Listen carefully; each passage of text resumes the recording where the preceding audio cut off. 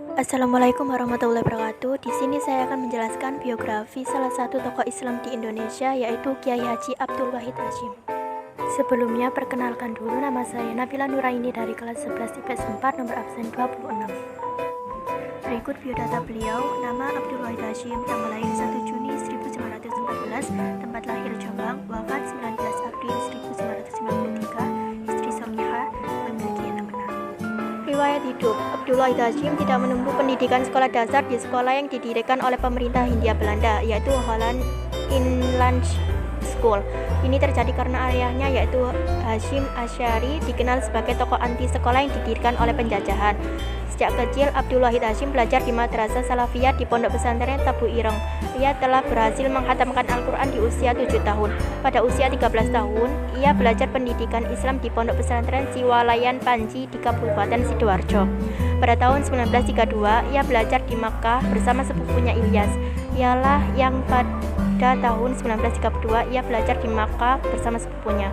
Muhammad Ilyas mengajari Wahid Hasyim belajar bahasa Arab hingga ia fasih berbahasa Arab, sehingga ia menguasai 3 bahasa asing, yakni Arab, Inggris, dan Belanda.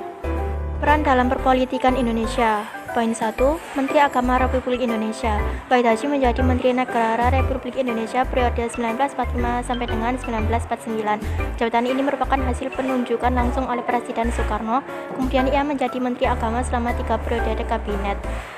Poin kedua, Ketua Partai Masyumi. Pada tahun 1939, Nahdlatul Ulama menjadi anggota MIRI Majelis Islam A'la Indonesia, sebuah badan federasi partai dan ormas Islam pada zaman pendudukan Belanda. Saat pendudukan Jepang, yaitu tepatnya pada tanggal 24 Oktober 1943, ia ditunjuk menjadi Ketua Partai Majelis Syuro. Poin 3, Ketua Umum Pengurus Besar Nahdlatul Ulama. Pada Muktamar Nahdlatul Ulama ke-19 di Palembang pada tahun 1951, Wahid Hasyim terpilih sebagai Ketua Umum Pengurus Besar Nahdlatul Ulama dengan Ras Am Kiai Haji Abdul Wahid Hasbullah. Karya beliau meliputi artikel Abdullah Ubaid sebagai pendidik, artikel Kemajuan Bahasa berarti Kemajuan Bangsa, Nabi Muhammad dan Persaudaraan Manusia, Kebangkitan Dunia Islam, Beragamalah dengan Sungguh dan Ingatlah Kebesaran Tuhan, Hari Raya sebagai ukuran maju mundur umat, arti dan isi Al-Fatihah, Islam agama fitrah dasar manusia, Latihan lapar adalah kebahagiaan hidup perdamaian, Bangan politik masa penduduk Jepang, dan Nota politik November 1945. Berikut sikap yang harus diteladani dari Kiai Haji Abdul Wahid Hasyim.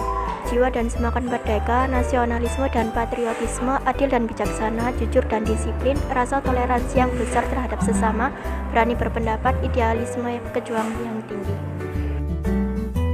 Wahid Hasyim wafat akibat kecelakaan mobil di jalan yang menghubungkan kota Cimahi dan kota Bandung. Ia wafat pada tanggal 19 April 1953 di usia 39 tahun.